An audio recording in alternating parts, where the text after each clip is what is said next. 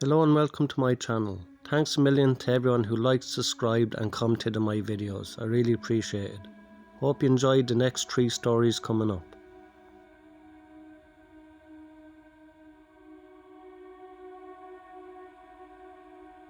I remember this just vaguely, since I was little at the time, maybe 7, in my old house. My room had its own floor. It wasn't even supposed to be a bedroom. It was more of an attachment to the attic or a closet type room. The people that owned the house before us used it as a playroom for their daughters. My room also had a huge closet door that was attached to the attic. The closet was elevated up so that you would have to climb a set of wooden stairs to get into it. It had a big sliding door and it was completely packed with toys and other junk from my childhood, since I was little at the time. I always got scared of being so separated from the rest of my family and having that huge closet in my room. Then there was this one night I was laying in bed afraid after watching a scary movie with my family. Then I heard the sound of a toy fall over up in the closet. I jumped out of my bed and ran to my parents' room. They told me that there was no one in my closet. They saw how afraid I was, so they let me sleep in their room that night. The next night I had kind of forgotten about it until I heard it again. The sound of a container of Legos spilling out everywhere up in the closet. Again I ran to my parents' room and told them about it. My dad was starting to grow impatient with me. He reluctantly agreed to let me sleep in their room again. The next day, me and my mom checked the closet and there was a pile of Legos laying on the floor spilled out of the container. I thought this was proof that somebody was in my closet, but my mom assured me that it simply just fell. Over that night my dad locked his door. He said he was tired of my nonsense. I couldn't sleep that night. I lay there completely silent with my young boy imagination running, waiting for another sound to come from the closet.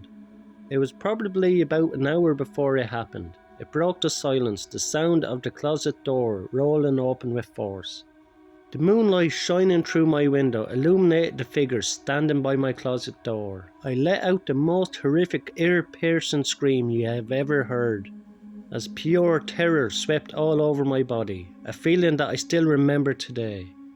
The figure jumped down from the closet and ran out of my room and out the front door of my house.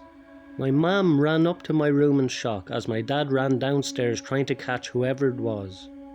But he didn't catch him, and neither did the police.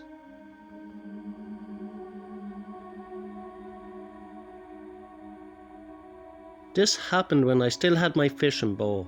It was a horrifying experience that will never leave us. Me and my wife departed from the East Coast for a 2-day fishing trip to the North Atlantic. The first day and night were normal. We got a decent catch. At night we played cards while listening to music. It was enjoyable up to the next night. After a slow day at sea, we were playing cards again, inside. This night without the music. It was at that moment that we heard the sound of a boat motor. We rushed outside to see a man piloting a crappy old motorboat. With absolutely no lights on, he had stopped directly in front of our bow. The man was middle-aged. He had a beard and a baseball cap on. I went up closer and asked him if he needed help. He asked us if we had any spare gasoline. I apologised and told him we didn't. I asked the man if he was low on fuel and if he needed a ride back to the shore, but he declined. He claimed that he'd plenty of gas, which brought an awkward silence as me and my wife wondered why he asked us for gas then. The silence started to creep me and my wife out, mostly because of the way he just blankly stared at me. The only reason I could see was because of the deck light in the front of our boat. Other than that, we were surrounded by darkness. The man finally broke the silence and asked us if we got a good catch that day. I told him we didn't, still trying to be polite.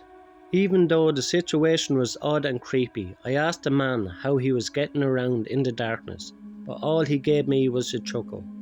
As if I had made a joke. I figured he misheard me.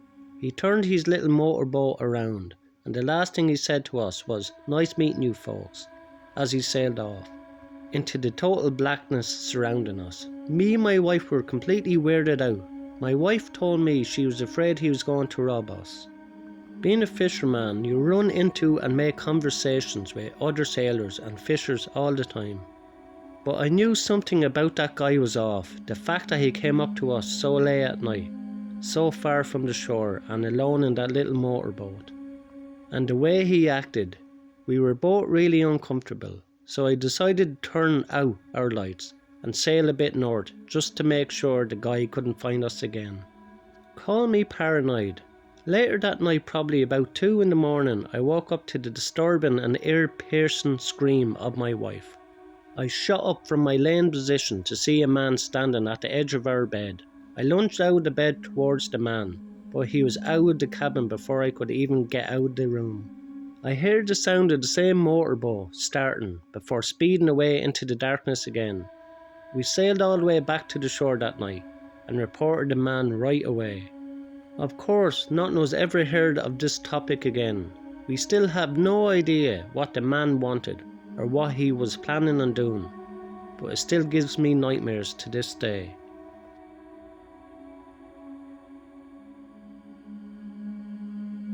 My parents were on their honeymoon to Key West when they arrived at the hotel to check in.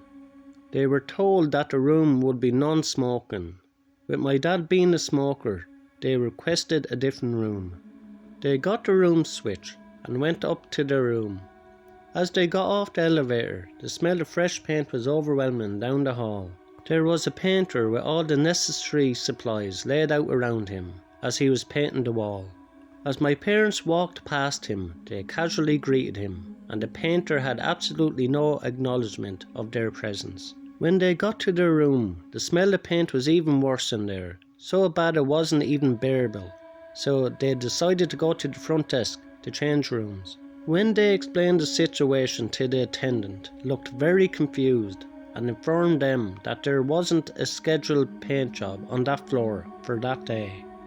They agreed to change the room anyway. My parents go back to their floor to grab their luggage, and the painter is now completely gone. All supplies cleaned up and gone within 10 minutes, and the smell of paint was completely gone. At this point, my parents were freaked out, but they didn't think much of it and went to their new room. The next morning, on their way to breakfast, they overheard a tour guide talking to a group. My parents tuned in when the guide mentioned the floor that they were originally supposed to stay on. Apparently, a long time ago, there was a painter on that floor. While painting, had fallen down the elevator shaft to his death. Now, my parents don't normally believe in the paranormal, but after an event like that, they had no explanation for it. It freaked them out a good bit, and it still does to this day. Once again, thanks a million to everyone who likes, subscribe and commented on my videos. I really appreciate it. If you enjoy these 3 stories, you'll enjoy the next 3 stories in the box above.